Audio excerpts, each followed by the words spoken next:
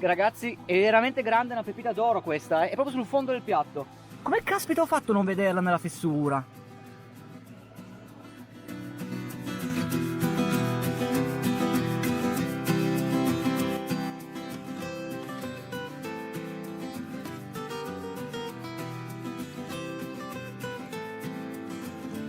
Buongiorno cercatori d'oro, io sono Matteo Berto, benvenuti nel video in cui parlerò della seconda parte della 1 Gram Challenge al Clay Creek con Luca Calabrese. Faccio giusto un breve riassunto per coloro i quali sono nuovi, vi lascio in anteprima il link per il video precedente in cui tratto la 1 Gram Challenge. Vince chi arriva prima 1 grammo, mediamente in questo rio si trova a 2-3 decimi, quindi fare 1 grammo in 2 giornate vuol dire fare almeno mezzo grammo al giorno. È veramente una sfida e il mio obiettivo è quello ovviamente di cercare di trovare delle pepite d'oro. Ma adesso andiamo un attimo a salutare il mio amico Luca, chiedergli qualche impressione e vedere come andrà la giornata.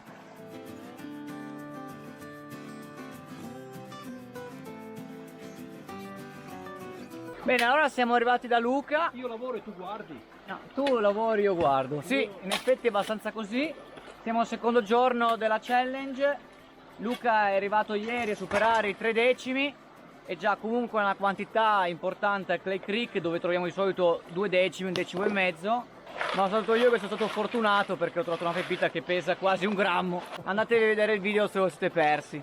Comunque vi ricordo che se volete conoscere Luca trovate qua sopra nella scheda in dettaglio l'intervista che gli ho effettuato qualche settimana fa e vi rimando al suo canale Luca K70.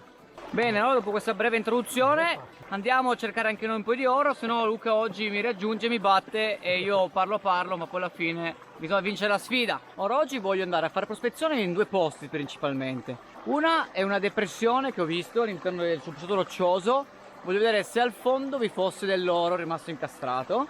La seconda invece è più una fessura vera e propria. Bedrock, qualche ciottolo, qualche sasso appoggiato sopra. La depressione è questa, potrebbe esserci dell'oro al fondo, è profondo circa mezzo metro. Seconda località di ricerca, abbiamo di nuovo il bedrock alla base e dei sedimenti molto antichi che poggiano sopra questo bedrock, comunque poco auriferi, ma le pepite che contenevano potevano essersi concentrate appunto in queste fessure naturali del substrato roccioso. Andrò quindi a lavorarle oggi alla ricerca appunto del loro contenuto aurifero.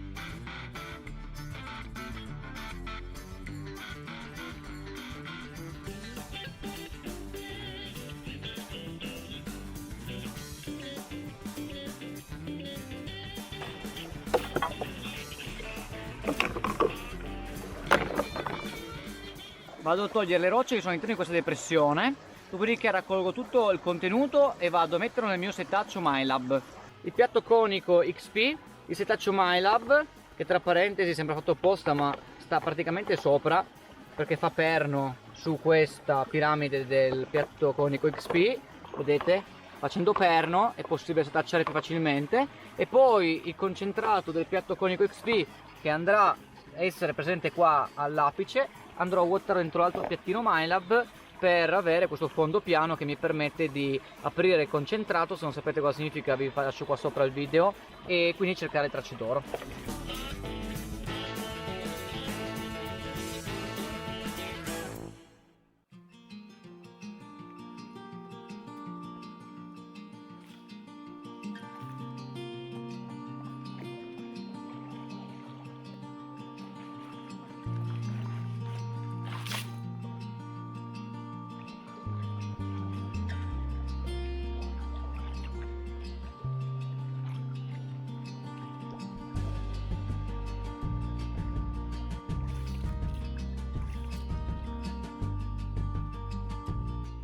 In questo tratto del fiume l'acqua tende a sbattere contro questo fianco, erodendo il costone, l'oro tende a cadere sul substrato. La mia idea è quella che si vada a concentrare nelle prime trappole accessibili. In questo caso quella potrebbe essere un'ottima trappola di concentrazione dell'oro.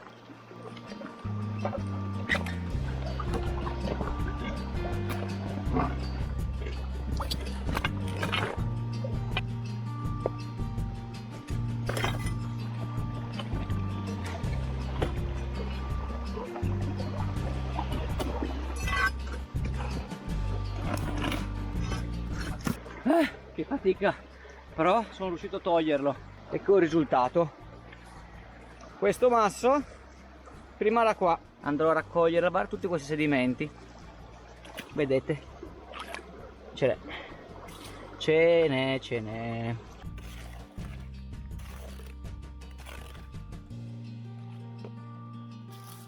Allora, non ho trovato granché neanche in quella fessura, quindi sono andato di nuovo un po' più a valle. Ragazzi, stavo scavando questa fessura, mi sembra aver visto una piccola pepita a vista.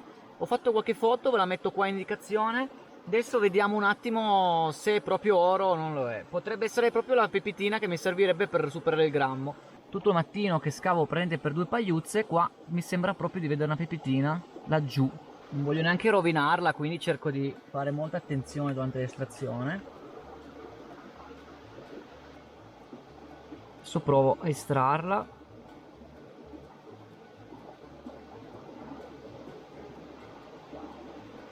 Voilà! E certo che trovarle così a vista non è affatto male, ragazzi.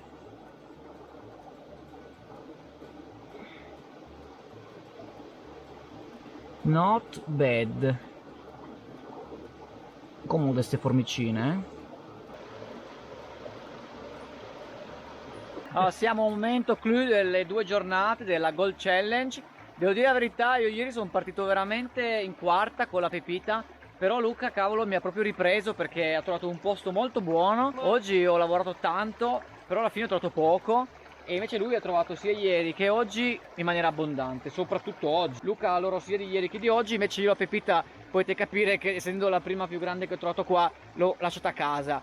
Comunque a casa ho pesato, eravamo intorno a 0,98. Oggi invece qua ho trovato solo una, un altro paio praticamente non pesano nulla, quindi ce la giochiamo.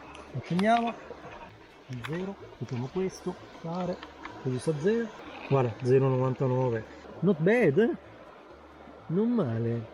2 grammi in 2, Mancano 2 millesimi in 2 giorni, quindi abbiamo trovato mezzo grammo al giorno a testa. Secondo me è una buona media, come valore dal punto di vista monetario circa 20 euro al giorno. Io ho fatto circa 40 euro a testa tra ieri e oggi nella Gold Challenge. Certo che dal punto di vista collezionistico quelle pepite possono potenzialmente avere un valore molto maggiore, magari anche 20 euro l'una. Oggi è la terza volta che veniamo al Clay Creek, però ci sta dando veramente tante soddisfazioni. A casa vedo un attimo di pesare il totale che ho fatto, di capire se riesco a battere 0,98. La pepita da solo pesava 0,96, e quindi nel caso in cui avessi battuto Luca è proprio per un soffio. Se non l'avete ancora fatto, mi raccomando di iscrivervi al mio canale Matteo Berto Prospector, al suo canale Luca K70. Noi ci vediamo nelle prossime puntate. Buon oro a tutti, ciao ragazzi. Ciao.